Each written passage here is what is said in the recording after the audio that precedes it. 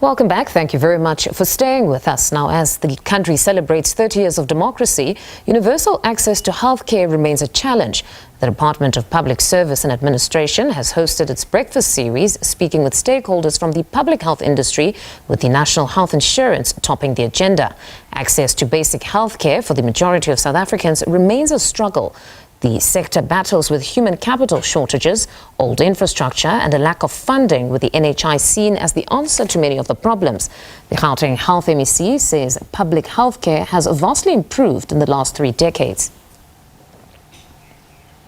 Section 27, the Cancer Alliance and the Treatment Action Campaign have written an open letter to Gauteng Health MEC Nomantu Nkomo-Ralehoko. This is on the department's inability to spend 784 million ring-fenced for the outsourcing of cancer radiation oncology services and other surgical backlogs. The organization says it's unconscionable that the lives of thousands of people remain in jeopardy for years when resources have been made available to service their needs. Joining us to discuss this further is Section 27 Head of Health Rights Program, Khanyisa Mapipa, and Cancer Alliance Director, Salome Meyer. Good day and welcome to the both of you. Let's perhaps start with you, Salome.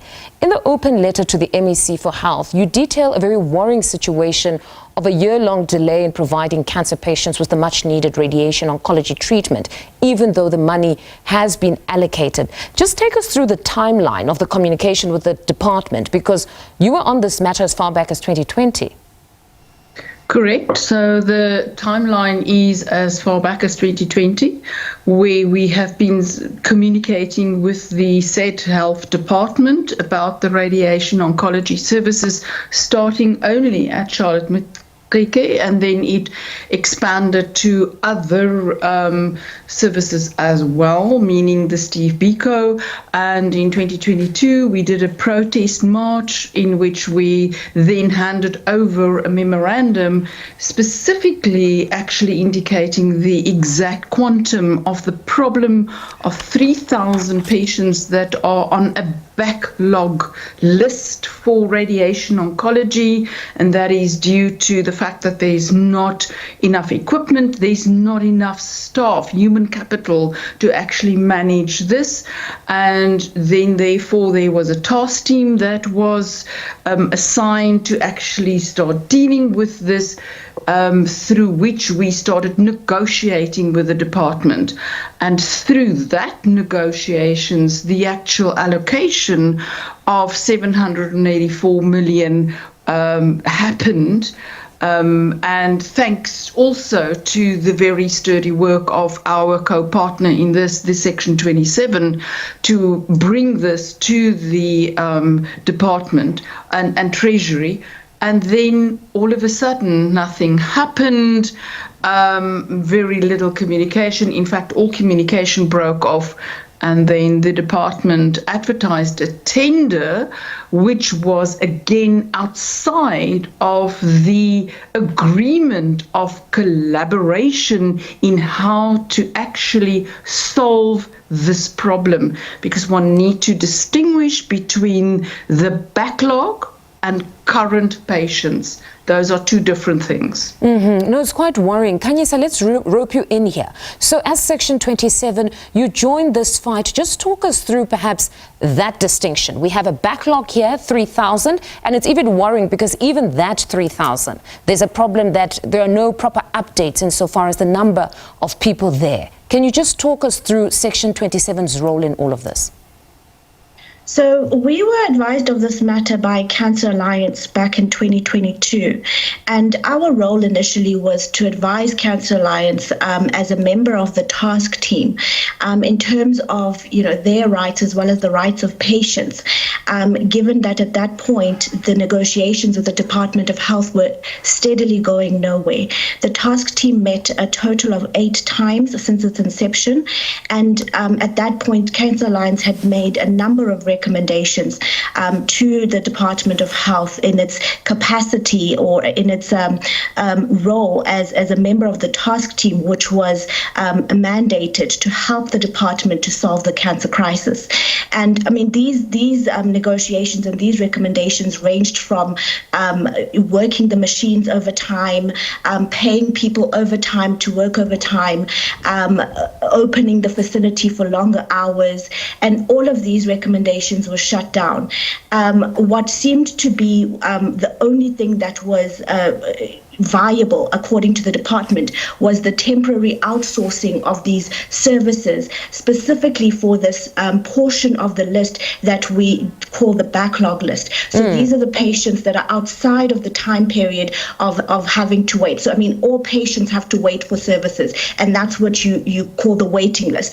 And the backlog list is then the portion of patients who've had to wait for longer than what is normal on the waiting list. So the department agreed that these patients on the backlog list would then be outsourced to the private sector, and this would help the department in the sense that it would take off the burden of having to help these patients, and the department would then be able to procure the necessary equipment, hire the necessary staff as it dealt with the situation, but also making sure that the patients on the backlog list were getting the services that they need.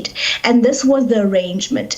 However, as Salome had mentioned, it didn't go according to what was agreed, and the department mid last year decided that they were no longer going to negotiate with us. They cut all contact, and then they went ahead and they published a tender in October, that closed in November, which hasn't had an appointment as yet.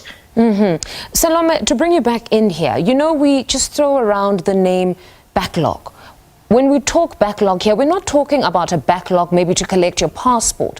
We're talking about a backlog here for people who need life-saving treatment. They're dealing with cancer. They've had to conquer the psychological battle that here you are, you've been diagnosed with cancer. And now, when you surrender to this process, there's no one to help you. Just talk us through how you have been assisting these patients in dealing with everything, because we know some of them now have had to decide to take out loans to live. In fact, it's very difficult to actually manage any patient through their cancer journey when they have this kind of information. And I think we need to actually put it to the listeners and the audience out there that many of these patients, in fact, don't even know, because there is very little communication in terms of what their future holds in store. So many of these patients have been put on a backlog list without any knowledge of what is going to happen to them. So can you imagine that having to deal with the fact that you are dealing with a cancer that possibly could add 10 years to your life? Now all of a sudden I don't hear anything whether I'm going to get any form of treatment, yes or no. And then having to sit and wait. And we do know of patients that unfortunately have passed away. And then we also know of many patients that actually are representing with the next stage of disease, whether it would be stage 3 or stage 4 cancer. Therefore, their cancer has been progressing, and therefore they, in fact, possibly would not even benefit with the kind of therapy that they were entitled to, and now actually need another service. And that is goodness. Yeah, and that is in fact the difficulty of a backlog list. When you're not maintaining your backlog list, you're not communicating with your backlog list, and by communicating, I'm just saying basic information, but you're also not dealing with the psychosocial aspects that goes with it. There's nothing. And then to expect that people must be happy with whatever information the department actually puts out in terms of misinformation, disinformation, or whatever they say that we're putting out. So it's kind of like, how do you manage that? And we actually kind of like also say, whether the MSC has actually made an appointment to go into any of these clinics and to talk to a patient that has to be told, sorry, we can't actually deal with you any longer. We're now going to put you either on a waiting list, and your waiting list is now going to be something like 9 months, or actually go into and search for other care. That is what we are asking for. Khanyisa, is this not a human rights violation here? And again, because through the efforts of all these organizations, you ring-fenced 700 million.